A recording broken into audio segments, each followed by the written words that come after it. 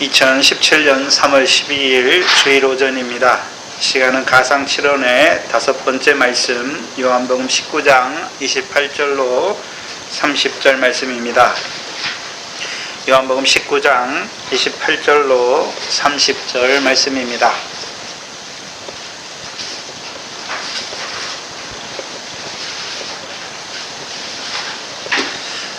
요한복음 19장 28절로 30절 말씀입니다. 이 시간 우리 각자에게 하시는 하나님의 말씀으로 함께 받겠습니다. 이후에 예수께서 모든 일이 이미 이룬 줄 아시고 성경으로 응하게 하려 하사 가라사대 내가 목마르다 하시니 거기 신포도주가 가득히 담긴 그릇이 있는지라. 사람들이 신포도주를 머금은 해용을 우슬초에 메어 예수의 입에 대니 예수께서 신포도주를 받으신 후 가라사대 다 이루었다 하시고 머리를 숙이시고 영원히 돌아가시니라. 아멘. 계속해서 이 가상칠언의 말씀을 우리에게 주시는데 그 순서가 아무렇게나 예수님께서 십자가에서 말씀하시는 것이 아니라 그 구원의 역사를 통해서 순서적으로 우리에게 말씀하여 주십니다. 가상칠언의 5번째 말씀의 상황적 배경은 신포도주와 관련이 있습니다. 그렇죠? 그래서 요한복음에서는 이후에 28절에 이후에 예수께서 모든 일이 이미 이룬 줄 아시고 성경으로 응하게 하려 하사 가라사대 내가 목마르다 하시니 거기 신포도주가 가득히 담긴 그릇이 있는지라. 사람들이 신포도주를 머금은 해용을 우슬초에 메어 예수님의 입에 대는 것을 보여주십니다. 어떤 후입니까? 예수님께서 곁에 계신 그 모친과 그 사랑하시는 제자에게 말씀하신 후에 이제요 이 신포도주 사건이 나오는 것을 알 수가 있습니다. 근데 마태와 마가복음에서는 조금 다르게 나오지요. 그 앞에 본문이 다른 것과 연결되어 있습니다. 마태복음 27장입니다. 마태복음 27장을 보시면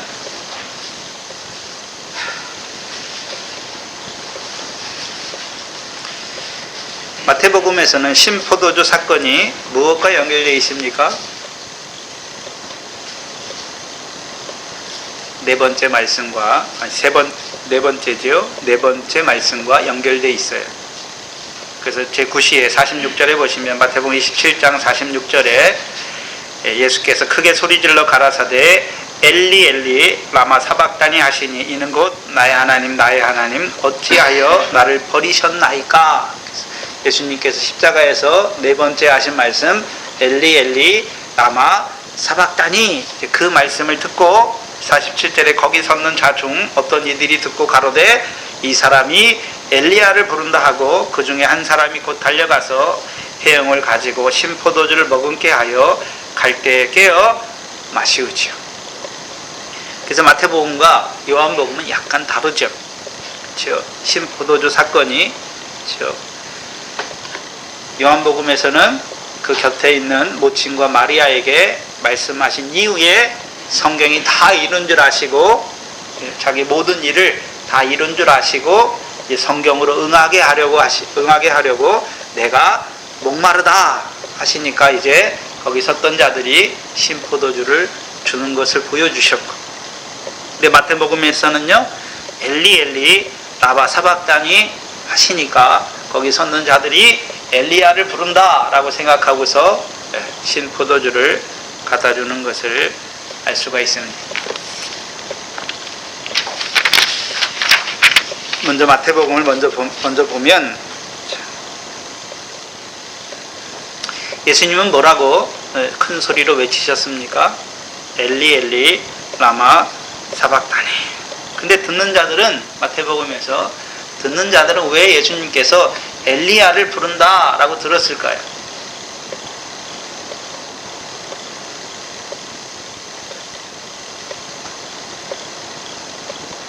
물론 비슷하기도 한데 그렇죠? 왜 엘리야를 부른다라고 했을까요?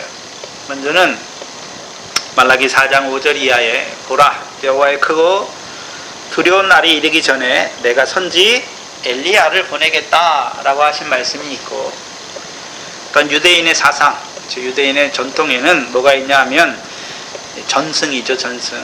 그래서 랍비들이 푸는 전승에는 엘리야는 죽음을 보지 않고 하늘로 승천하셨다, 그리고 여호와의 크고 두려운 날에 다시 올 것을 말씀했으니까 유대인들이 자기들이 공경을 당하면 엘리야를 부릅니다. 그러면 엘리야가 와서 도와줄 줄 알고 엘리야에게 도움을 청하는 그런 것들이 있었죠. 지금 천주교에서 보면 성인을 만들어 놓잖아요. 마리아도 성인이고 그 예수님 다음에 신앙이 뛰어난 사람을 성인으로 만들어 놓고 기도를 누구에게 합니까? 그 성인에게 도와달라고 기도하는 자들처럼 똑같은 거예요. 예수님은 엘리야를 부른 게 아니죠. 나의 하나님, 나의 하나님, 어찌하여 나를 부르셨나이까? 그것도 그냥 조그만 소리로 하신 것이 아니라 큰 소리로 말씀하신 것이죠. 근데 왜 이들은 옆에 있었으면서도 그거를 하나님을 부르는 소리가 아니라, 그렇죠?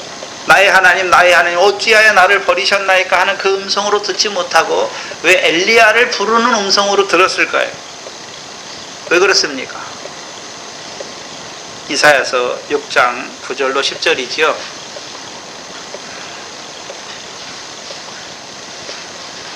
찾을 분들은 빨리 찾으시고 제가 읽어드립니다. 여호와께서 가라사대 이 백성에게 이르기를 너희가 듣기는 들어도 깨닫지 못할 것이요 보기는 보아도 알지 못하리라.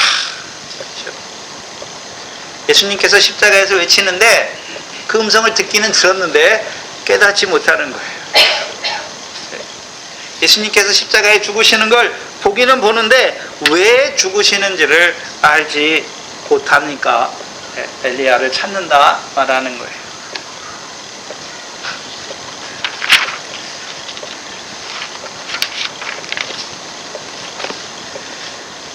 그럼 예수님의 큰 음성을 들으면서도 깨닫지 못하는 자들이 하는 일이 무엇입니까? 그들이 하는 일이 무엇입니까? 오늘 본문이잖아요. 해용을 가져다가 신포도주를 머금게 해서 갈대에 꿰어 예수님께 마시우는 자들이 되는 것이죠. 그럼 반대로 엘리 엘리 라마 사박다니 하시는 그 음성을 듣는 자들은 어떤 자들이 됩니까? 우리가 지난 시간에 했지요. 어떤 자들이 됩니까? 에베소 3장 17절 이하에 그리스도의 사랑 가운데서 뿌리가 박히고 터가 굳어져서 우리가 모든 성도들과 함께 그리스도의 넘치는 사랑을 알게 되는 것이죠. 그래서 그 사랑의 넓이와 높이와 깊이와 길이가 어떠함을 깨달아서 이제 하나님의 모든 충만하심으로 우리도 충만한 삶을 살게 되는 것이죠. 은혜와 진리로 충만한 자로 살아가게 되는 것이죠. 엘리 엘리 라마 사박다니의 뜻이 무엇입니까? 나의 하나님, 나의 하나님, 어찌하여 나를 버리셨나이까? 그 원망하는 말씀이 아니에요. 그 독생자를 버리시기까지 우리를 사랑하시는 그 하나님의 사랑을 우리에게 확증해 주시는 것이죠. 또한 예수님께서는요, 우리의 모든 진노와 모든 저주를 짊어지시고, 그렇죠? 잠깐 동안 천사보다 못하게 되신 것이죠. 죽음의 고난을 받으신 것을 보여주시는 것이죠. 저와 여러분이 받아야 될 진노와 저와 여러분이 받아야 될 그 모든 저주를 주께서 짊어지신 것이죠. 그래서 하나님과 분리된 거예요. 그래서 예수님의 음성은 우리를 얼마나 사랑하시는지를 깨닫게 하시는 거예요. 그래서 그 음성을, 예수님의 그 네 번째 음성을 듣는 자들이 어떤 자가 되는 것입니까? 그리스도의 사랑 안에서 뿌리가 박히고 터가 굳어져서요, 이제 모든 성도들과 함께 넘치는 그리스도의 사랑으로 자라가게 되는 것입니다. 또한 더 자라가면요, 그 음성은 점점점 크게 들리는 것이지요. 로마서 8장을 보시면 그래서 엘리 엘리 라마 사박다니 하시는 그 음성을 듣는 자들과 듣지 못하는 자들이 하는 일이 전혀 다른 것을 보여주십니다. 로마서 8장 31절 이하에 보시면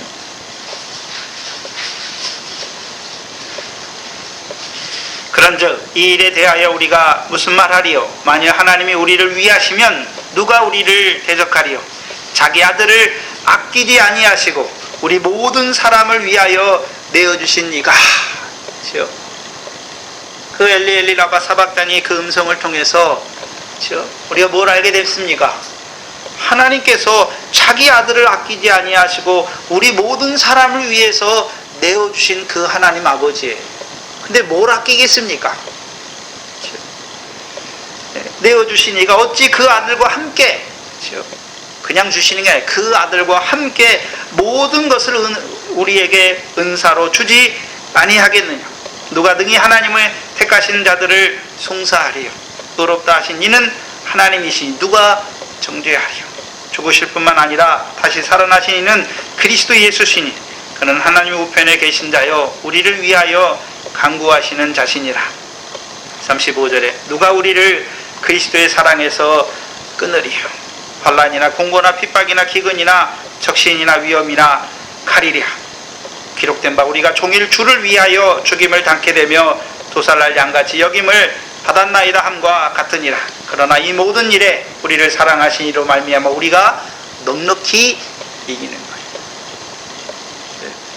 우리도 하나님 앞에 버리운 자같이 세상에 찢기같이 여김을 받아요.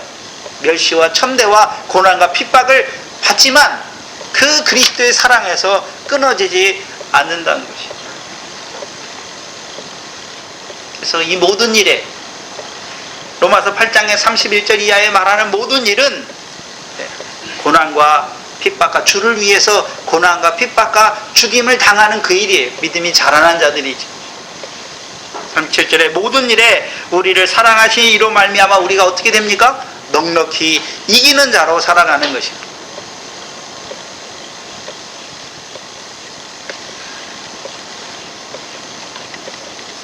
우리를 그리스도의 사랑에서 끊지 못하는 것입니다.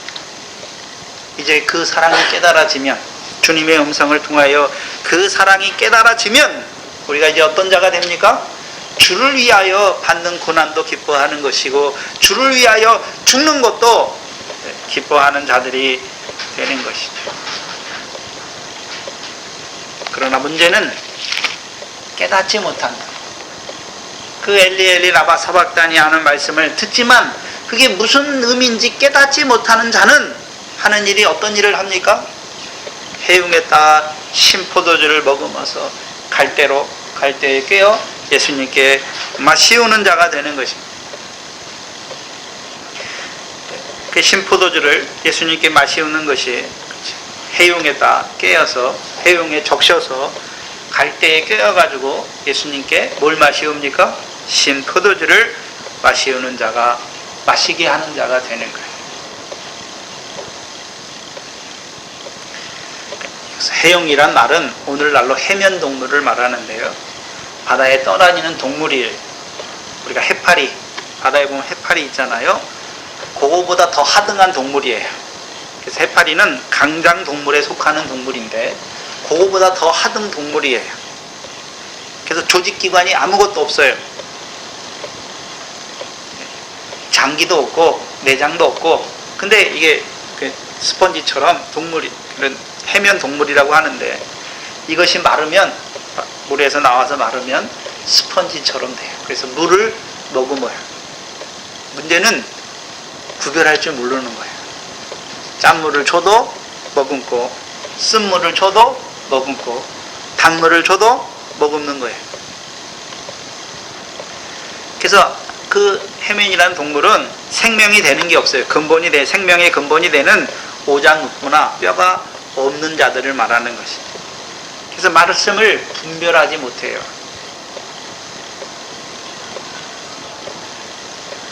예수님 말씀 들으면 예수님 말씀이 맞는가 보다. 서기관들 말을 들으면요, 그것도 맞다. 대제사장들 말을 들으면요, 그것도 맞다.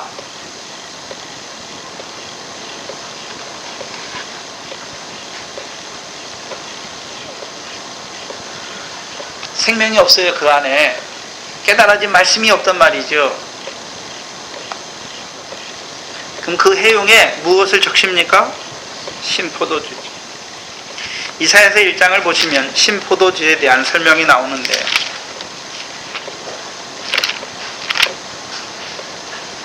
이사야서 1장 22절입니다.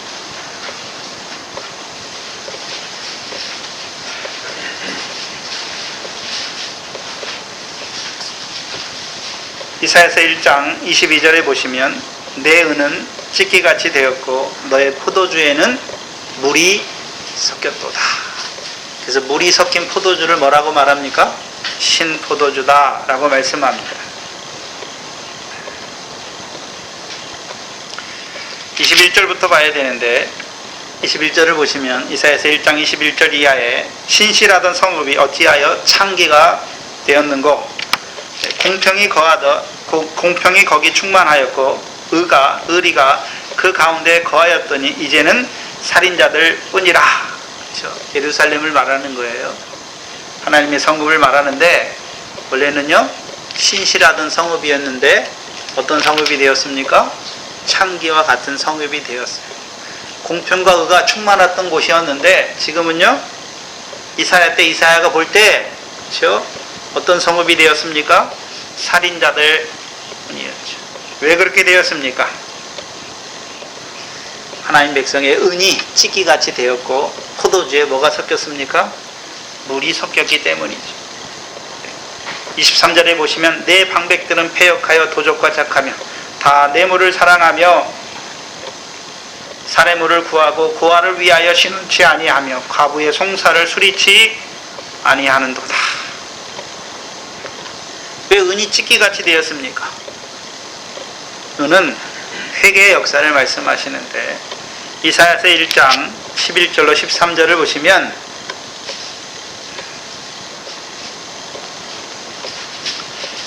이사야서 1장 11절로 13절을 보시면 여호와께서 말씀하시되 너희의 무수한 재물이 내게 무엇이 유익하뇨? 나는 수양의 번제와 살찐 짐승의 기름에 배불렀고 나는 수송아지나 어린 양이나 수염소의 피를 기뻐하지 아니하더라. 너희가 내 앞에 보이러 오니 그것을 누가 너희에게 요구하였으며 내 마당만 밟을 뿐이라. 헛된 재물을 다시 가져오지 말라. 분향은 나의 가증이 여기는 바요 월삭과 안식일과 대회로 모이는 것도 그러하니 성회와 아울러 악을 행하는 것을 내가 견디지 못하겠더라. 하나님 앞에 나오면서도 죄가 뭔지 몰라요. 하나님 백성이.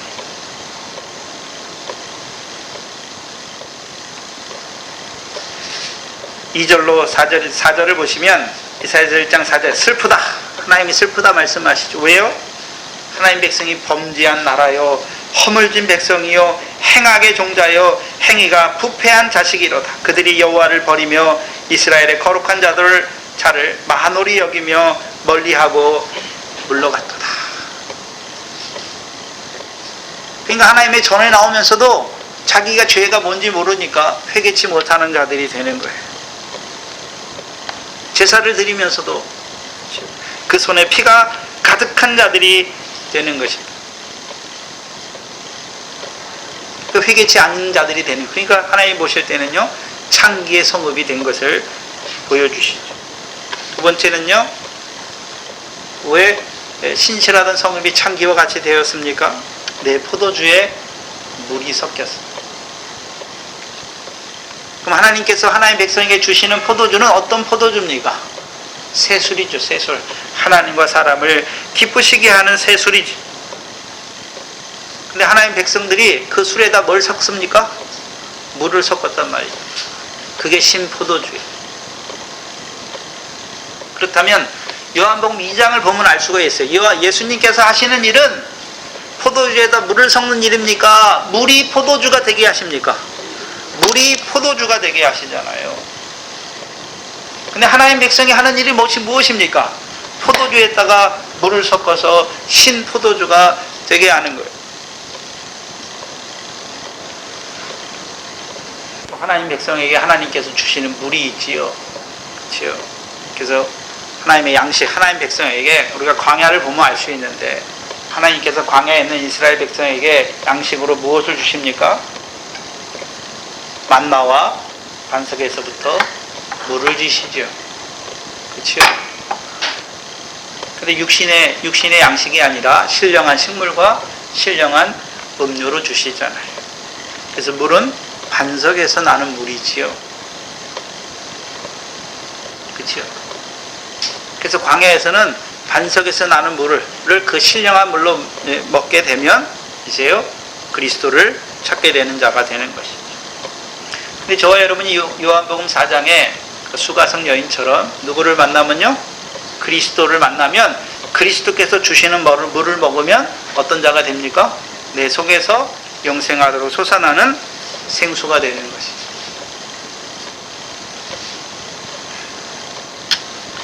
그럼 만나는 하나님의 양식이잖아요. 그렇죠? 그럼 만나와 양식이면 하나님의 말씀인데, 그렇죠? 말씀을 언제는 떡이라고 그러고 또 언제는 생수라고도 말씀하시잖아요. 그렇죠? 떡은 받아 먹는 거예요. 그래서 예수님께서 입을 열어 가르치잖아요. 그러면 저와 여러분은 입을 열어서 받아 먹는 것이죠. 근데 생수는, 그렇죠? 받아 먹는 것이 아니라 안에서부터 나는 거잖아요. 우리 안에 그리스도가 딱 깨져 있으면, 그렇죠? 거기서부터 뭐가 납니까? 영생하도록 솟아나는 샘물이 나는 것이죠. 달라요. 그래서 하나님의 백성의 양식은 대표로 두 가지로 말하는 거잖아요. 떡과 물이죠. 생수죠. 신령한 음료와 신령한 양식과 신령한 식물과 신령한 음료죠. 그럼 우리가 하나님의 말씀을 신령한 양식으로, 식물로, 떡으로 받아 먹는다는 말은 하나님의 말씀을 깨달아진 거예요. 그렇죠? 하나님의 말씀이 깨달아졌어요. 그럼 생수의 의미는 무엇입니까? 그 말씀대로 내게 하나하나 이루어지는 그 기쁨이 자라가는 거예요. 그래서 우리가 마태복음 13장에 첫 번째 비유에서 돌밭의 뿌리잖아요. 두 번째죠. 마태복음 13장 씨 뿌리는 비유에서 씨는 하나님의 말씀이고 밭은 우리 심령이잖아요. 우리 마음인데 하나님의 말씀을 우리 마음밭에 뿌려주잖아요. 근데 두 번째 밭, 첫 번째 밭은 어떻습니까? 그 말씀을 들어도 뭔지 깨닫지 못하니까 공중에 새가 와서 말씀을 가져가 버리죠. 그렇죠? 근데 두 번째 밭은 어떻습니까? 말씀이 깨달아지니까 기쁨으로 받았지요. 받아 먹었어요. 깨달아졌어요. 근데요, 말씀을 인하여 환난이 오니까 그 말씀대로 이루시기 위한 환난인데 오히려 어떻게 됩니까? 환난이 인하여 넘어지게 되는 거죠. 왜 넘어집니까? 그 안에 생수가 없어요. 예수님은 물이 포도주가 되게 하시잖아요. 그렇죠? 그럼 우리 속에 있는 생수로 말미암아 우리에게 기쁨을 주신단 말이죠. 우리가 하나님의 말씀 받아 먹었어요. 받아 먹을 때 기쁘죠. 깨달아졌으니까. 근데 깨달아진 것도 기쁜데 그 말씀대로 내 삶이 이루어지면 어떻습니까? 더 기쁘잖아요. 근데 내가 그 말씀대로 사는 것이 아니라 내 속에 나오는 그 생수로 말미암아 그 생수가 나오면 무조건 이기는 것이 아니라 아구까지 차야 돼요. 그래서 그 말씀을 이루시는 그 자리까지 나아가야 기쁨이 되는 거예요. 그래서 씨 뿌리는 비유에서는 언제 기쁨이 됩니까? 결실해야죠. 30배 결실해야 기쁨이 있는 거예요. 생수로 말미암은 그 기쁨이 있는 거예요. 포도주가 되는 것이고 70이 돼야 100배가 돼야 온전한 기쁨이 이루어지는 것입니다.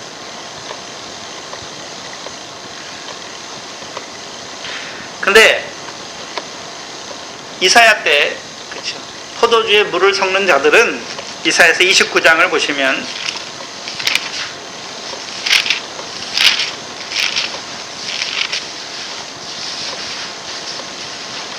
13절로 16절입니다.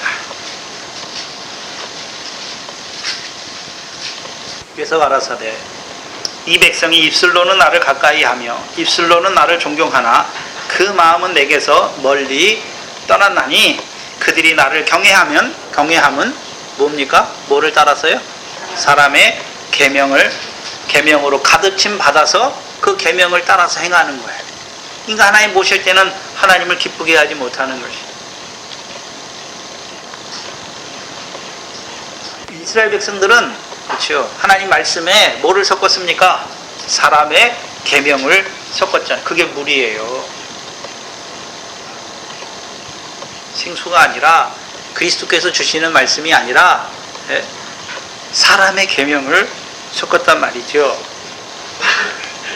그러므로 14절에 내가 이 백성 중에 기이한 일, 곧 기이하고 가장 기이한 일을 다시 행하리니 그들 중에 지혜자의 지혜가 없어지고 명철자의 총명이 가리워지고.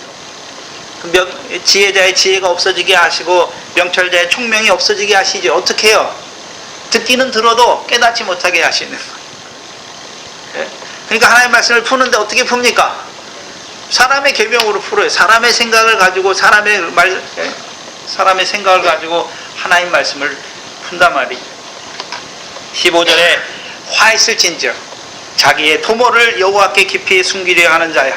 그 일이 어두운 데서 행하며 이르기를 누가 우리를 보랴 누가 우리를 알랴. 너희의 패리함이 심하도다. 토기장이를 어찌 진흙같이 여기겠느냐.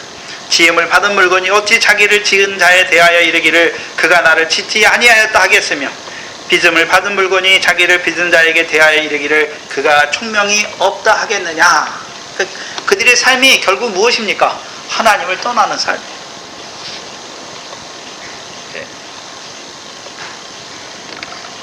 근데 왜 이렇게 됩니까? 하나님의 백성이. 이사야서 29장 9절로 11절이에요. 너희는 놀라고 놀라라. 너희는 소경이 되고 소경이 되라. 그들의 취함이 포도주로 인함이 아니며 그들의 비틀거림이 독주로 인함이 아니라 대저 여호와께서 깊이 잠들게 하는 신을 너희에게 부어주사 너희 눈을 감기셨으니 눈은 선지자요 너희 머리를 덮으셨음이니 머리는 선견자라.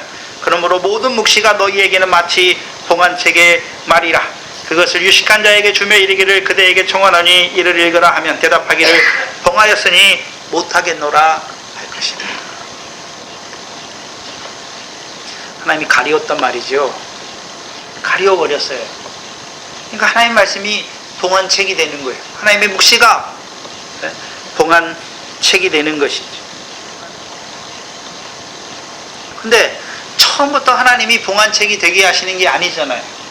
하나님이 그들의 선지자와 선견자를 소경이 되게 하고 그들의 머리를 덮는 것이 아니잖아요. 왜 그렇게 하십니까? 네? 왜 그렇게 하시죠? 그들이 누구처럼 되었습니까? 소돔과 고모라 백성처럼 되었단 말이죠. 그들이 자꾸 뭐합니까? 그들의 은이 찢기같이 되는 것이고 그들이 포도주에 물을 섞는 백성이 되니까 이제 하나님께서 궁극적으로요 가려버리시는 것이죠. 여기는 어떤 자들입니까? 바리새인 서기관들이잖아요.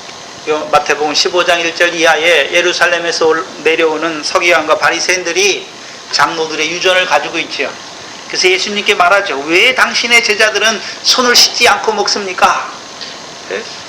그럼 장로들의 유전이 무엇입니까? 손을 씻고 먹는 게 깨끗한 거다, 의로운 거다, 거룩한 거다. 근데 예수님께서 뭐라고 말씀합니까? 너희가 하나님을 헛되이 경배한다. 그거는 하나님의 계명이 아니라 사람의 계명으로 교훈을 삼아 가르친다라고 말씀하십니다. 문제는 그 포도주에 물을 섞었는데 그것이 기쁨이에요. 그 사람들의 외식하는 자들의 기쁨이잖아요. 그래서 마태복음 6장 1절에 외식, 그렇죠? 사람의 칭찬과 영광을 얻기 위해서 행하잖아요. 하나님의 말씀을 행하는 거예요. 기도하는 거예요. 바리새인들이 시장 내거리에 가서 손을 들고 기도하잖아요. 왜요? 이야, 저 사람은 저렇게 신실하게 기도하는구나. 사람에게 보이기 위해서 기도하는 거예요. 외식이 외식. 더 나아가서는요, 하나님의 계명도 아니에요. 귀신의 가르침, 곧 외식함으로 거짓말하는 자들의 교훈을 쫓아서 하나님을 섬기는 자들, 그들을 말해서 어떤 자라고 말하는 것입니까? 신포도주다 라고 말씀하는 것입니다.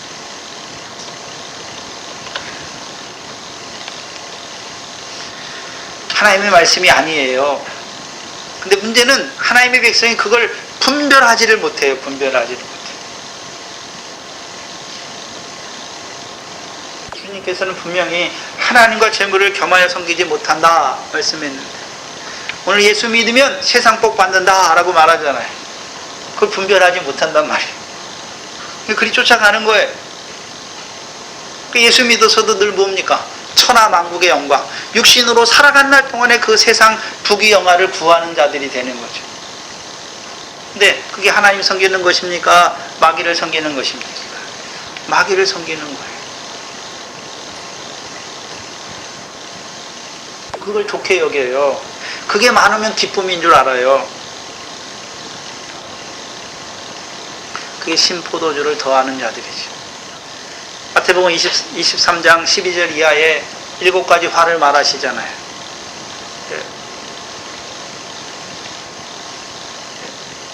천국문을 닫고 자기도 안 들어가고 하나님 백성도 들어가지 못하게 하는 자들, 배나 지옥자식 되게 하는 자들,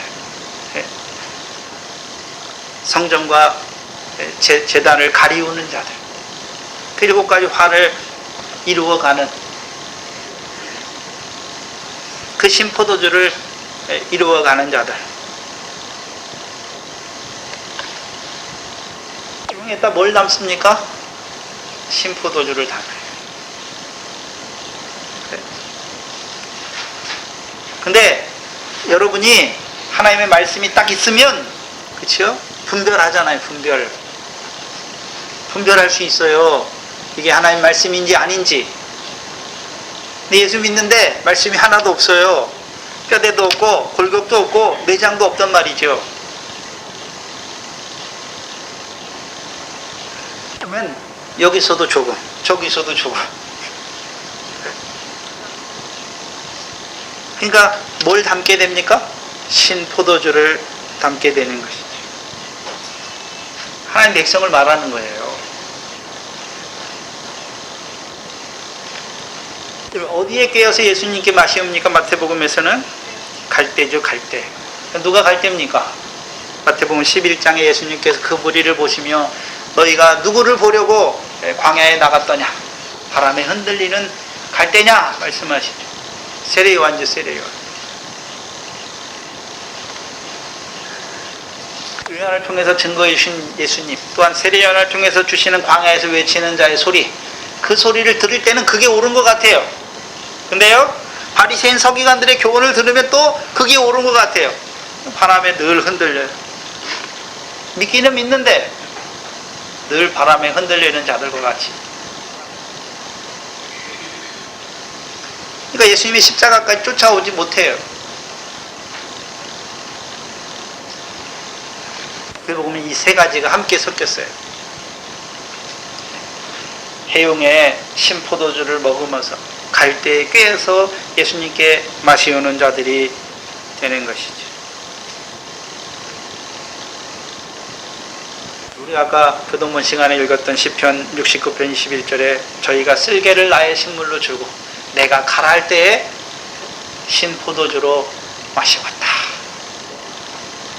그럼 신포도주로 예수님이 받으시면 마태복음이나 요한복음이나 궁극적으로 예수님이 어떻게 됩니까? 죽으세요. 영혼이 떠나신단 말이죠. 죽이는 역사를 하는 자들을 말씀하는 것입니다.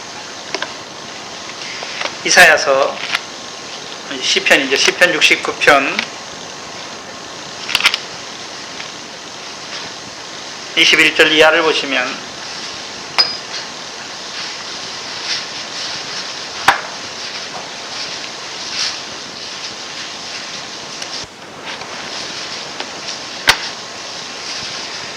(21절에) 저희가 쓸개로 나의 식물로 주며, 쓸개는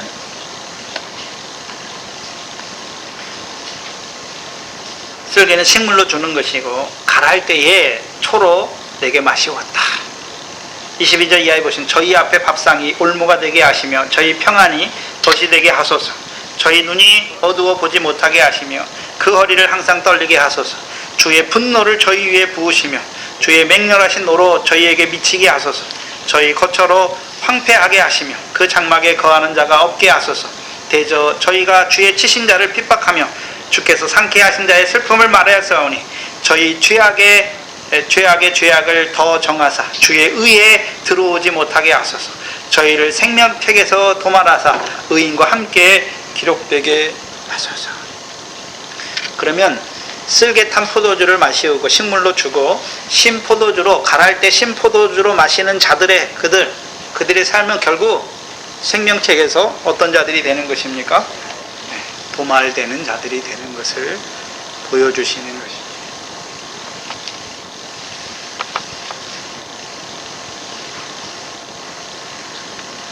답을 이루는 자의, 실족해 하는 자의 역사를 보여주시는 거예요. 그렇다면 오늘 본문 요한복음을 보시면 요한복음 19장 28절 이하에서는 그 신포도주 사건을 세 번째, 그렇죠?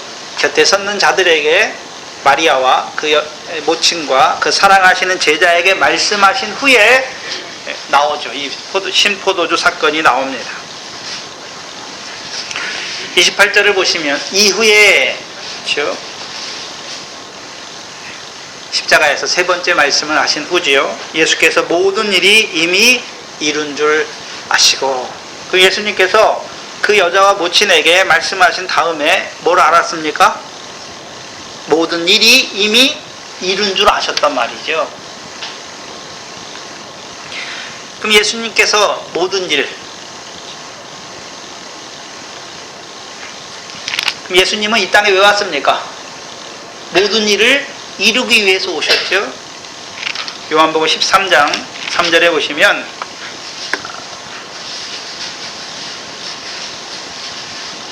요한복음 13장 3절에 보시면 저녁 먹는 중에 예수는 아버지께서 모든 것을 자기 손에 맡기신 것과, 그렇죠? 누가 맡기신 모든 일을 다 이루었습니까?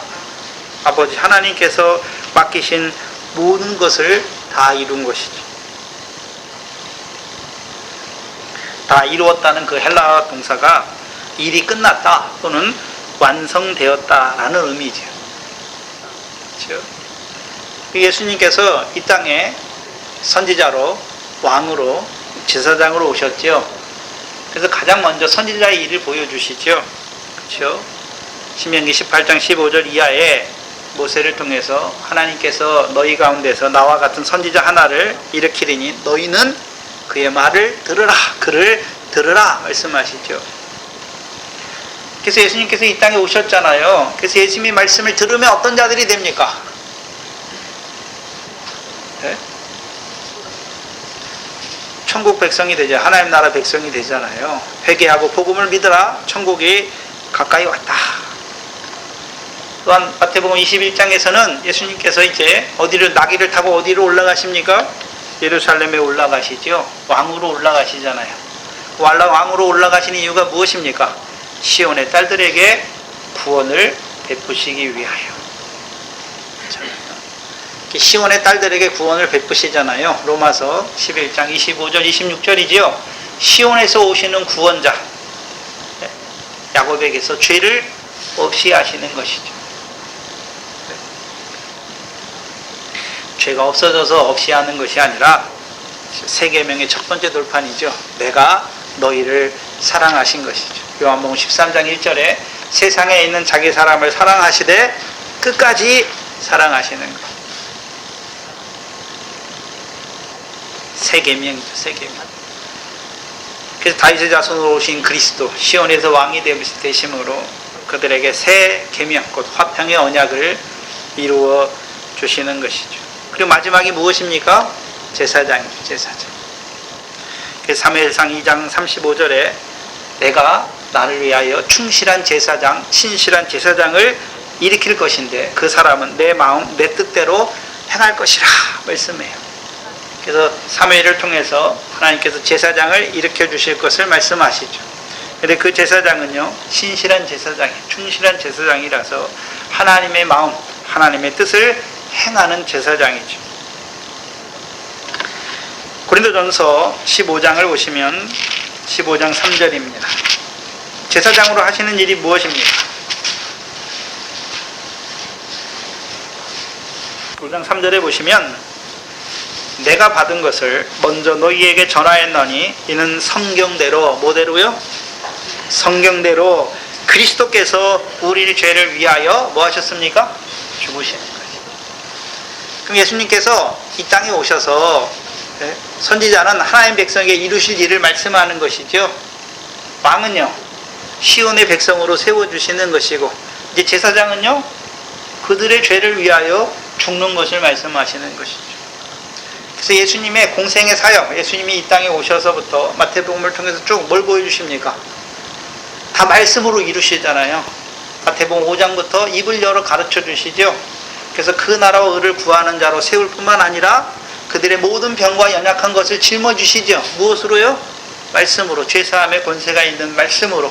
또 천국 비유의 말씀도 하나님의 말씀으로 비유의 말씀을 주셔서 이제는요 어떤 자로 살게 하십니까? 결실하는 자로, 곡식단 되는 자로, 소유를 팔아서 보화가 감춘 밭을 사는 자로, 또한 이제 다윗의 자손으로 예루살렘에 올라가서 시온이 되게 하셔서 저희의 모든 불법과 부정을 사하여 주시고, 예수님이 이제 마지막, 예수님이 이 땅에 오셔서 선지자로서 왕으로서 이제 마지막 십자가는 무엇입니까? 제사장으로서 그리스도께서 죄인을 위하여 죽으시는 것이죠.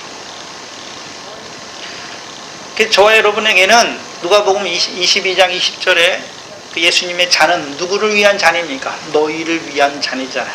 새 언약, 너희에게 새 언약을 이루시기 위한 새 언약의 피를 너희에게 붓는 그 피인 것을 저와 여러분에게 보여주시는 것입니다.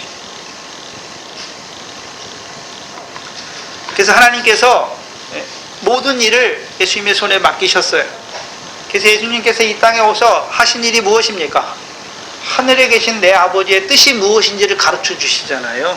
그렇게 살게 하실 뿐만 아니라 그 말씀을 받았지만 그렇게 살지 못하는 자들을 위해서 이제 뭐 하십니까? 십자가에서 죽으시는 것이죠.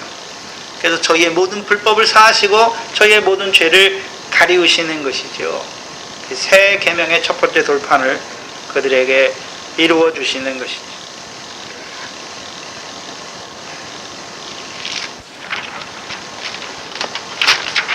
그래서 요한복음에서는 곁에 있는 자들에게 말씀하시잖아요.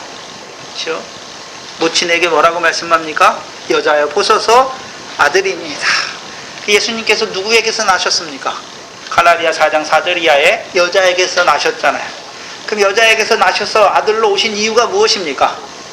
여자의 후손으로 오셔서 뱀의 머리를 상하게 함으로 말미암아 사망의 권세, 사망의 세력을 잡은 마귀를 없이 하셔서 일생에 매여 죽기를 무서워함으로 일생에 매여 마귀의 사단의 권세 아래서 종노릇하는 그들을 놓아주시는 것이죠. 그렇죠? 그래서 그들로 하여금 아브라함의 아들, 유업을 얻을 아브라함의 아들로 세워주신 것이죠. 여자에 보소서 아들이니이다 말씀하잖아요. 여자가 낳은 그 아들을 통해서 이제 어떻게 요한은 어떤 아들이 되었습니까? 참 아들, 진리로 말미암아 죄에서 자유한 아들.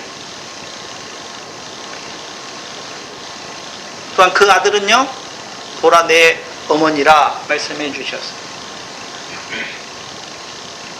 이제 어머니를 통해서 낳은 그 아들을 통해서 예수 그리스도를 통해서 율법의 저주에서 속량하시고 우리로 하여금 아들의 명분을 얻게 하시는 그 아들, 그게 십자가에서 이루어지는 것이죠. 그걸 아신 거예요. 이제 그럼 누가 알고 있습니까? 예수님만 알고 있습니까? 그 곁에 섰는 모친과 사랑하시는 제자도 그 십자가를 통해서 이루신 일을 알고 있습니까? 그걸 알고 있는 것이죠. 다 이루셨어요. 저 십자가로 다 이루셨지요. 죽음의 고난을 받으심으로 구원의 주가 되셨어요. 우리가 했잖아요, 지난 시간에. 그런데 다 이룬 줄 아시고 그 다음에 28절에 성경으로 응하게 하려 하사 가라사대 내가 목마르다. 이미 다 이뤘는데 예수님께서 또 성경으로 응하게 하려고 뭐라고 말씀합니까? 내가 목마르다 말씀하시는 거예요. 그럼 뭘 이루려고 하시는 것입니까? 시편 69편 21절이에요. 내가 가랄 때에 저희가 초로 내게 마시웠다는 그 말씀을 이루시기 위함이죠.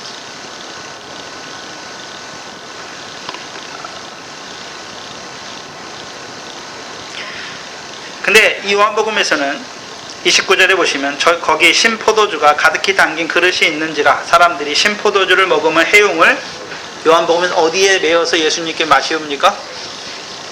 요한복음에서는 갈대가 아니라 우슬초에 우슬초에 메어 예수의 입에 대니 예수께서 신포도주를 받으신 후 가라사대 다 이루었다 하시고 머리를 씹으시고 운명하시는 것이 돌아가시는 것이죠.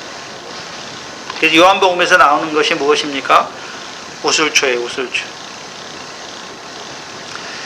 근데 예수님께서 잘 보셔야 되는데 내가 목마르다 하시죠? 좀 아이러니죠. 생수의 근본이신 이가 뭐라고 말씀합니까? 내가 목마르다 말씀하시는 거예요. 그럼 육신의 가람 때문에 지금 십자가에 못 박히심으로 모든 피와 진액이 다 흘렀잖아요. 육신이 얼마나 가라겠습니까? 근데 그 가라는 것 때문에 말하는 게 아니잖아요. 예수님께서 지금 의식은 또렷하시죠. 자기가 모든 일을 다 이룬 걸 하시고 또 성경으로 응하게 하시려고 뭐 하는 것입니까? 육신의 그냥 갈증 때문에 내가 목마르다 말씀하는 것이 아니라 성경을 응하게 하시려고 목마르다 말씀하시는 것이지요. 그랬더니 오늘 본문에서는 우슬초에 메어서 주잖아요. 우슬초에. 우슬초는 언제 처음 나옵니까? 출애굽할 때 6월절 양을 잡을 때 피를 묻혀서 그 6월절을 먹는 그 집 사람 문과 지방과 설주에 묻히잖아요. 그럼 그 피를 볼 때 뭐가 넘어가는 것입니까? 애굽에 있는 재앙이 넘어가는 거예요. 그게 6월이에요. 6월. 재앙이 넘어갔다라고 하시는 것이죠. 그래서 우슬초를 그렇죠? 양의 피가 있는 그릇에 피가 담겨 있어요. 그럼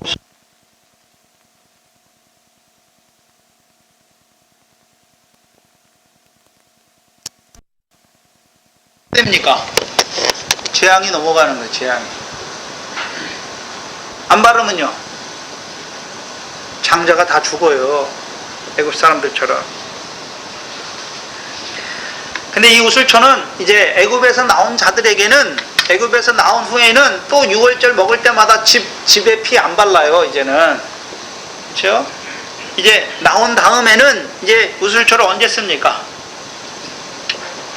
출애굽기 24장에 하나님이 그 언약서 모세를 통해서 율법을 다 낭독하게 하시고 그것을 기록한 언약서를 가지고 백성과 언약을 맺을 때에 그렇죠? 피를 가져다가 백성에게도 뿌리고 책에도 뿌리잖아요. 그러면서 피로 세우는 언약이죠. 그 피로 세울 때 뭘로 뿌립니까? 우슬초로 뿌리는 거예요.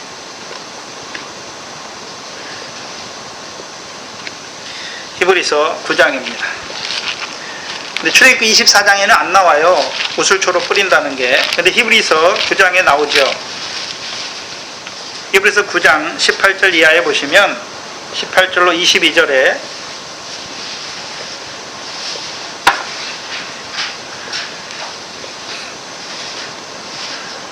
이러므로 18절 이하에 보시면 첫 언약도 피 없이 세운 것이 아니라 모세가 율법대로 모든 계명을 온 백성에게 말한 후에 송아지와 염소의 피와 및 물과 붉은 양털과 우슬초를 취하여 그 책과 온 백성에게 뿌려 이르되 이는 하나님이 너희에게 명하신 무슨 피라고요? 언약의 피라. 또한 이와 같이 그러면 언약의 피를 백성과 언약책에만 뿌립니까? 이와 같이 피로써 장막과 섬기는 일에 쓰는 모든 그릇에 뿌립니까? 그릇에서 뿌리고 율법을 쫓아 거의 모든 물건이 피로써 정결하게 되나니 피 흘림이 없은데 뭐가 없습니까? 거기다 왜 뿌립니까? 피를 왜 뿌립니까? 우슬초에 묻혀서 정결케 하기 위해서. 그럼 피를 통해서 죄를 사해 주시기 위해서 뿌리는 거잖아요. 그래서 애굽에 있을 때는 6월절 양을 먹을 때는 지방 먹을 사람들의 문지방과 인방과 설주에 뿌리는 것이고 이제 애굽에서 나온 자들에게 예수 십자가 믿어져서 물세례 받고서 광야에 나온 자들에게는 이제 그들이 어디에 뿌려줍니까? 네? 그들에게 뿌려요. 그들에게, 사람에게. 그리고 언약서에 뿌리고 그들이 섬기는, 그렇죠, 율법에 섬기는 모든 것에 다 뿌려요. 왜 뿌립니까? 정결케 하기 위해서 뿌리는 거죠. 피 흘림이 없은즉 죄사함이 없는 것이죠. 근데 문제는 히브리서 10장이 뭘 말합니까? 네? 황소와 염소의 피가 우리 죄를 없이 할 수 있습니까? 그건 단지 그림자입니까? 그림자고 예표잖아요. 누구의 피로요? 예수 단번에 십자가에서 자기 몸을 내놓으신 그리스도의 피로 말미암아 우리가 정결케 되는 것이죠. 죄 사함을 받는 것이죠. 근데 민수기에 보면, 그렇죠, 피만 묻혀서 뿌리는 것이 아니라 정결케 하는 물을 뿌릴 때에도 그걸 뿌려요. 그래서 문둥병자 뿌릴 때 문둥병자하고, 민수기 19장에서는 정결의식에 물을, 정결하게 하는 물을 백성에게 뿌려서 백성을 정결하게 할 때 사용해요. 그게 민수기 19장에 나와요. 정결하게 하는 물을 뿌리게 하세요. 정결하게 하시죠. 그래서 시편 51편 7절에 보시면 다윗을 통해서 나타내 주셨는데 우슬초로 이루시는 역사를 보여주는데, 7절에 보시면 시편 51편 7절에 우슬초로 나를 정결하게 하소서 내가 정하리이다. 또요, 우슬초로 나를 씻기소서 내가 눈보다 희리이다. 그러면 정하게 하는데 그냥 우슬초로 정결하게 하는 것입니까? 우슬초에 피를 묻혀서 정결하게 하는 것입니까? 피를 묻혀서 정결하게 하는 것이고, 또한 우슬초에 어떻게 씻기십니까? 정결한 물을 묻히셔서 씻기시는 거예요. 그럼 깨끗하게 되는 것이죠. 근데 한번 생각해야 되는 것은 왜 우슬초로 씻기게 하십니까? 왜 우슬초입니까? 하고 많은 것 중에 좀 귀한 것도 있는데 왜 우슬초로 하게 하십니까? 우슬초는 열왕기상 4장에 보면 담에 나는 우슬초예요. 집에 이스라엘 백성이 집을 짓잖아요. 그럼 그 집에 그 담벼락 틈에 나는 게 뭡니까? 그게 우슬초예요. 가장 흔한 거예요. 네? 값진 게 아니에요. 뭐 홍색 실이나 뭐 자색 실 이런 거 붙여서 뿌리는 게 아니라 뭘로 뿌리게 하십니까? 우슬초예요, 우슬초.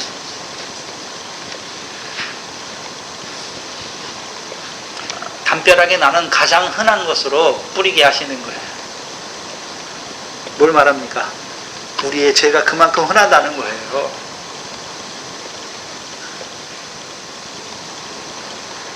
근데 문제는 지금 오늘 본문은 요한복음 19장과 마태복음에서는 요한복음 19장에서 우슬초에다가 피를 섞지 않고 뭐를 묻혀가지고 뿌립니까? 신포도주를 주고 있잖아요. 신포도주를. 우슬초에 일단 뭐를 묻혀야 되는데요? 피와 또는 물을 묻혀야 되잖아요. 그래서 마태복음에는 우슬초가 안 나와요. 갈대에 깨서 마시는 거고 요한복음만 우슬초가 나와요. 왜 그렇습니까? 요한복음에 예수님께서 죽으신 후에 창을 찔르니까 거기서 뭐가 나옵니까? 피와 물이 나오잖아요. 그럼 어디에다 묻혀가지고요? 우슬초에다 뭘 묻혀야 됩니까? 피를 뿌려주고 물을 뿌려줘야 되잖아요. 죽으신 뒤에 흘리시는 그 피와 물을 뿌려주는 우슬초를 말씀하시는 거예요. 요한일서 1장 9절에 만일 너희가 죄를 자백하면 저는 미쁘고 의로우사 우리 죄를 사하시고, 첫 번째 정결하게 하시고, 두 번째는요, 사하시기만 하십니까? 이제 깨끗하게 하십니까? 물을 뿌려서 깨끗하게 하시잖아요. 그게 피와 물이에요. 그럼 피의 역사는 무엇입니까? 나 같은 죄인을 사랑하시는 그 역사잖아요. 사하시는 거예요. 언제까지요? 세상 끝날까지. 우리가 우리 죄를 자백하기만 하면 주는 어떻게 하십니까? 사하세요. 죄의 크기가 없어요. 크기가. 어떤 죄를 지었을지라도 뭐만 하면요? 자백하기만 하면 주님 내가 또 이런 죄를 졌습니다. 자백하기만 하면 주는 미쁘고 의로우사 우리 죄를 어떻게 하십니까? 사하세요. 사하시는데 그냥 사하시는 게 아니에요. 동이 서에서 먼 것 같이, 그렇죠? 우리 죄를 도말하세요. 없는 것처럼.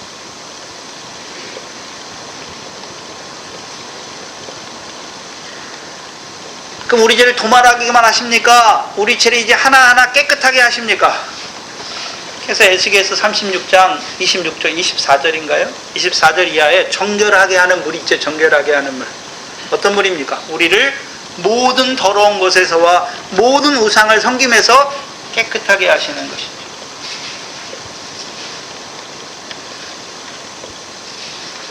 그래서 요한복음에서 우슬초를 보여주시는 거예요.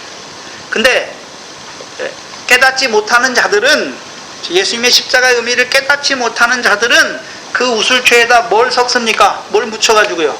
신포도주를 묻혀가지고 예수님을 준단 말이죠.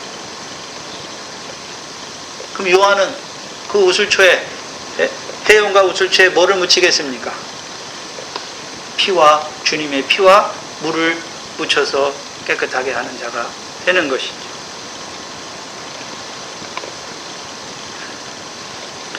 그럼 신약에, 그럼 저와 여러분에게 우슬초가 어디 있습니까? 신약에는 우슬초가 없어요. 베드로전서 1장 2절에 우리는 예수 그리스도의 핏뿌림을 위하여 택하심을 받았자. 피 뿌려주시는 것이죠. 네? 뭘로 피 뿌려주십니까? 성령으로 뿌려주시는. 그 피가 이제 우리 마음에 딱 뿌려지면 어떻게 됩니까? 로마서 5장 5절이잖아요. 성령으로 말미암아 하나님의 사랑을 우리 마음에 부어주시잖아요. 근데 하나님은 누구를 사랑하십니까? 바리새인들처럼 자기가 의로운 자, 죄가 없는 자를 사랑하십니까? 죄인을 사랑하십니까? 죄인을 사랑하십니까?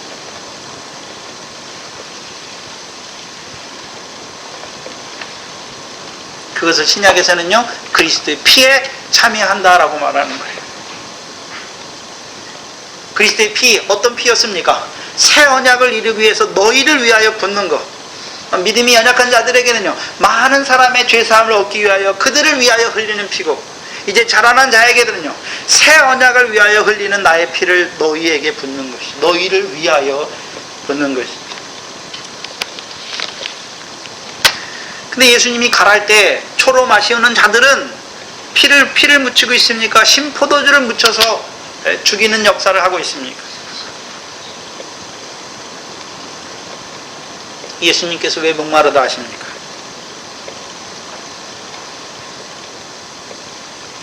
마태복음 21장에, 그렇죠? 대제사장들 시장하시다, 거기선 시장하시다를, 마태복음 21장 18절에 베다니에서 예루살렘으로 올라갈 때, 길에 가실 때 시장하다 하시잖아요. 그래서 예수님이 시장하시면 뭘 먹으셔야 됩니까? 무화과 열매 먹어야 돼요. 근데 무화과 나무에 갔더니 잎만 무성하고 뭐가 없습니까? 열매가 없으니까 저주하시잖아요. 예수님이 드시는 거예요. 네? 그럼 누가 무화과 했습니까? 대제사장 장로들이 열매 없는 무화과잖아요. 그들이 포도원에 세우신 나무인데, 무화과 나무인데 열매가 없잖아요. 누가복음 13장에 한 포도원 주인이 포도원에 뭘 심었습니까?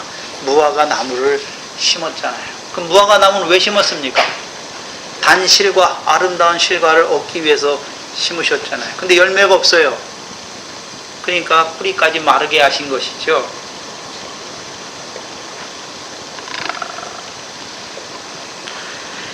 그렇다면 주께서 목마르다 하시잖아요.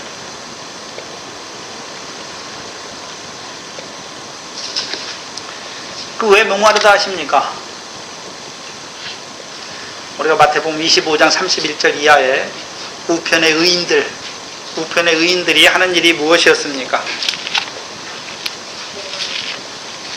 보시죠. 마태복음 25장 35절 이하에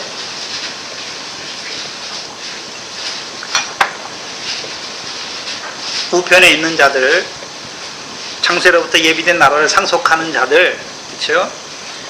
인자가 올 때 자기 영광의 보좌에 앉을 때 말하는 거죠. 그럼 그들이 살았을 때 어떤 일을 했습니까? 35절에 내가 줄일 때에 너희가 먹을 것을 주었고 내가 목마를 때에 너희가 마시게 했잖아요. 그러면 자, 예수님께서 목마르다 하니까 지금 해야 되는 일이 무엇입니까? 예수님께 마시우는 거잖아요. 우리가 예수님께 마시우는 것입니까? 지극히 작은 자 하나에게 마시우는 것이 예수님을 마시우는 것입니까? 지극히 작은 자 하나에게 하는 게 죽게 하는 거예요. 그럼 예수님께서 지금 보여주시는 거예요. 예수님의 십자가는 무엇입니까?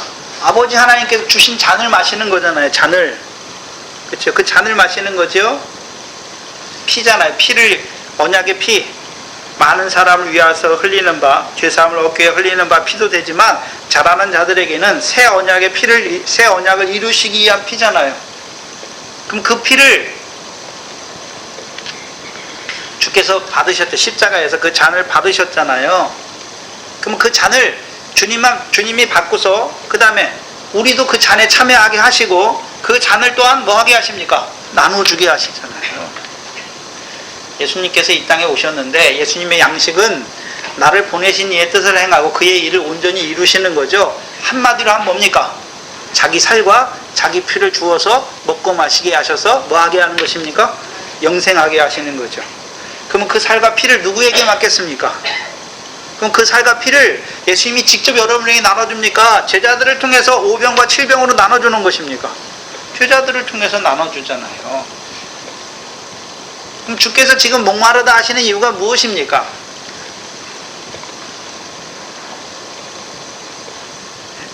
목마르다 하시는 이유가 무엇입니까? 예수님께서 십자가를 통해서 이루신 그 일을 깨닫는 자가 많지 못하다는 것이죠. 오히려 그 포도주에 뭐를 섞고 있습니까? 물을 섞어서 백성에게 마시우는 자들, 죽이는 자들의 역사를 보여주시는 것이죠. 그럼 제자들이 해야 될 일이 무엇입니까? 살과 피를 나눠주는 거잖아요. 애굽에 있어요. 애굽에 있는 자들에게는 뭐를 주는 것입니까? 유월절 어린 양, 예수의 십자가를 증거해 주는 것이죠. 그리고 이제 십자가 믿고 나왔어요. 홍해를 건넜어요. 그럼 그들에게 뭘 줘야 됩니까? 만나와 반석에서 물을 줘야 되는 거죠. 누가 줘야 됩니까? 그 다음에 이제 광야 연단이 끝나서 가나안 땅에 들어왔어요. 하나님 나라에 들어왔어요. 그들에게 뭘 줘야 됩니까? 네? 뭘 줘야 되나요?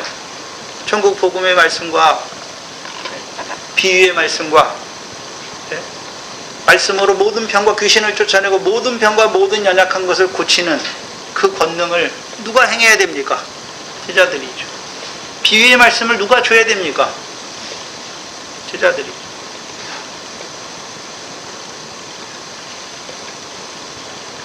우량과 7병을 누가 나눠줘야 됩니까?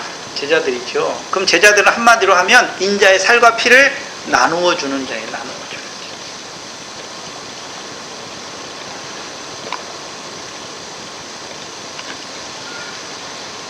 자. 예수님께서 십자가에서 다 이루었잖아요. 이루었는데 왜 예수님께서 성경을 응하게 하시려고 목마르다 하십니까? 예수님께서 구약의 예언대로 십자가로 하나님의 뜻을 다 이루었음에도 불구하고 어떤 자들이 생겨납니까? 그 포도주에 뭐를 섞어서요?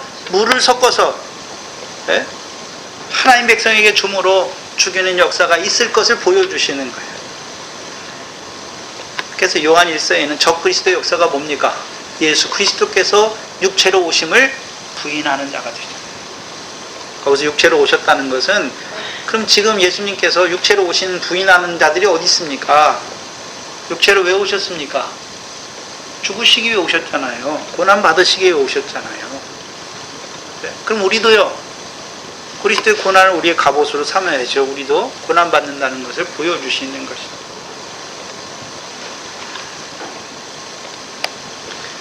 근데 신포도주를 마셔요. 마시게 한단 말이죠. 예수 그리스도께서 왜 죽으셨는지를 상관없는 자로 살아가게 하는 것, 그 죽으신 것. 왜 죽으셨습니까? 예수 그리스도께서. 왜 죽으셨습니까? 우리로 하여금 이제 예수 그리스도의 죽으심을 통해서 우리가 그 사랑을 알았으면 이제 우리가 어떤 자로 살아야 됩니까? 세상 더러운 것에서 피하여 이제 주님의 택한 자로 살아야 하는 것이잖아요. 근데 여전히 더러운 자로 살아가고 있어요. 예수님의 십자가 후에도 십자가로 다 이루셨음에도 불구하고 어떤 자들이 생겨날 걸 말하고 있습니까? 그 십자가를 말하면서도 물을 섞어가지고 하나님 백성을 죽이는 그 신포도주의 역사를 이루어가는 자들이 있을 것을 보여주시는 것. 그게 한 면이에요. 또 하나는요, 아모스서 8장 11절 말씀과 같이 주 여호와께서 가라사대 보라 나를 이를지라 내가 기근을 땅에 보내니 양식이 없어 주림이 아니며 물이 없어 가람이 아니요 여호와의 말씀을 듣지 못한 기갈이라 말씀하시죠. 그럼 예수님께서 왜 목마르다 하십니까? 그 주님의 목소리, 목마르다 하시는 그 주님의 목소리를 듣는 자들이 이제 해야 되는 일이 무엇입니까? 이사야처럼 내가 누구를 보내며 누가 우리를 위하여 갈고 그때에 내가 가로되 내가 여기 있나이다 나를 보내소서. 뭐 하는 자로요? 그 십자가의 우슬초에 뭐를 적셔서요? 그 그리스도의 피와 물을 적셔서 뿌려주는 자로 보내주시기를 구하는 자가 많이 없다는 것을 또한 주께서 보여주시는 거예요.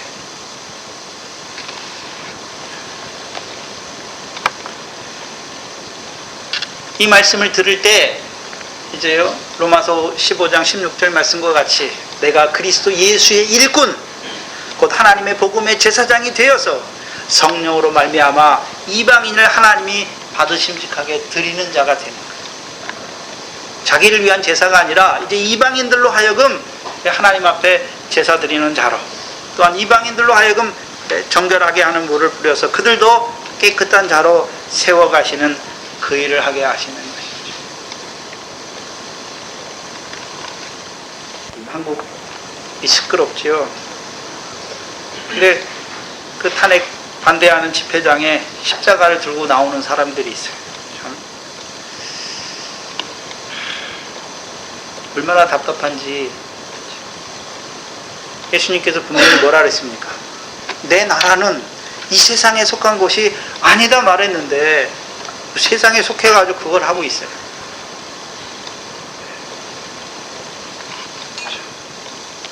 기독교적으로 봐도 박근혜 씨 보면 제사 드리고 그 오방 만들고 그렇잖아요. 우상을 섬기고 귀신에게 제사하는 사람을 위해서 기독교가 거기 가서 붙어가지고 그러고 있어요. 왜 그렇습니까? 섞었어요. 신포도주를 먹이는 거, 신포도주.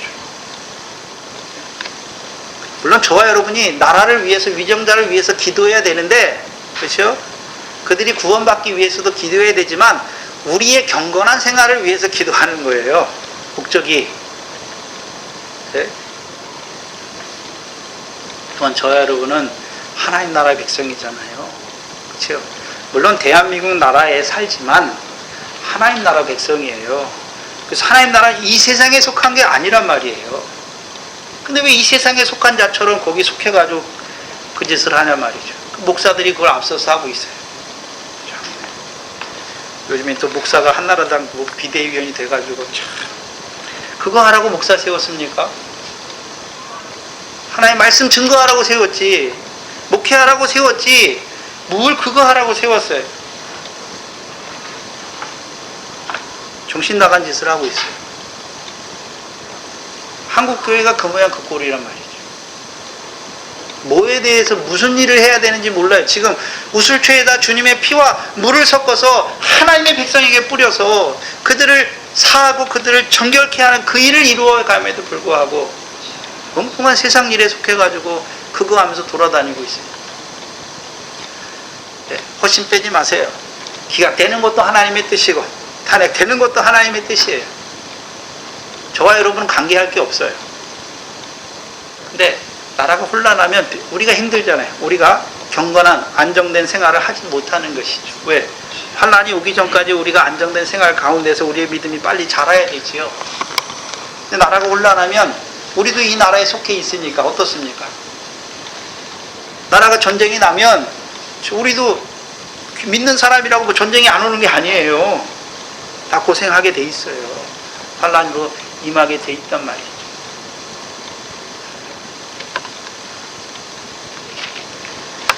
악한 자를 세우는 것도 하나님의 뜻이고 선한 사람을 세우는 것도 하나님의 뜻이에요.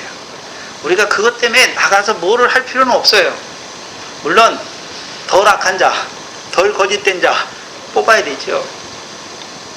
그러나 그게 우리 손에 있는 게 아니에요. 하나님의 손에 있어요. 그거에 대해서는 우리가 분별할 줄만 알면 됐지, 그거에 나가서 뭐 가타부타 할 필요는 없는 거예요. 근데 보니까 그 탄핵 반대에 있는 사람들이 그 십자가를 들고 나오고, 또 탄핵 집회를 하는 사람들에게 사단이라고 그러고 지옥에 간다고 그러고, 교회 타락이 거기서 다 보여요. 왜 그렇습니까? 신포도주가 행행한 거예요. 기갈이에요, 기갈. 한국교회가 주께서 목마르다 하시잖아요. 왜요? 한국교회를 보니까 목마른 거예요. 주께서 가난 자가 있는데, 목마른 자가 있는데 나눠줄 자가 없는 거예요.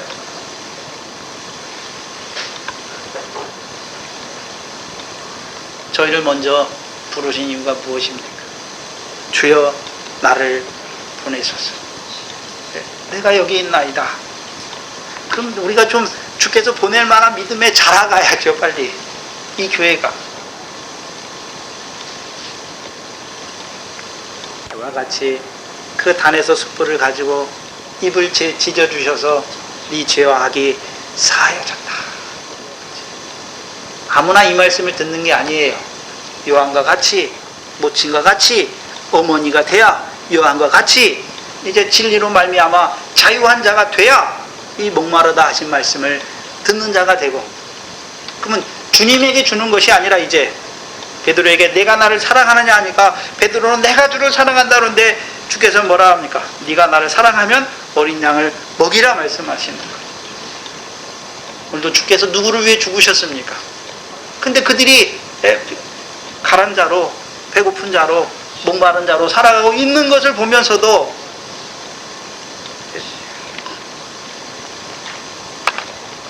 아무런 감흥도 없고 안타까움도 없이 살아가는 우리가 더 문제예요. 우리가 더.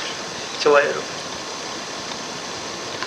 저와 여러분이 자라가서 또한 이 교회가 해야 될 일이 무엇입니까? 목마르다 하시는 주님의 음성을 듣고 주여 이 교회를 사용하여 주시옵소서. 자라가야죠. 여러분도 이 말씀을 듣는 아들의 자리에 서야죠. 또한 자라가서 아들을 낳는 그 어머니의 자리에 서야 이 말씀을 듣고 이제 가난 자에게, 또한 줄인 자에게 돌고도 줘야 되지만 그 살만 주는 것이 아니라 이제 인자의 피도 나누어 주는 자로 세워가시기를. 뭘 바라십니까? 다른 거 바라는 게 아니에요. 우리의 신앙이 자라가서 이제 내가 인자의 살과 피로 충만해지고 이제 나로 하나님께서 나를 세워서 그 인자의 살과 피를 나누어 주게 하시기를 구하는 우리 동산교회 성도들이 되시기를 바랍니다. 기도하겠습니다.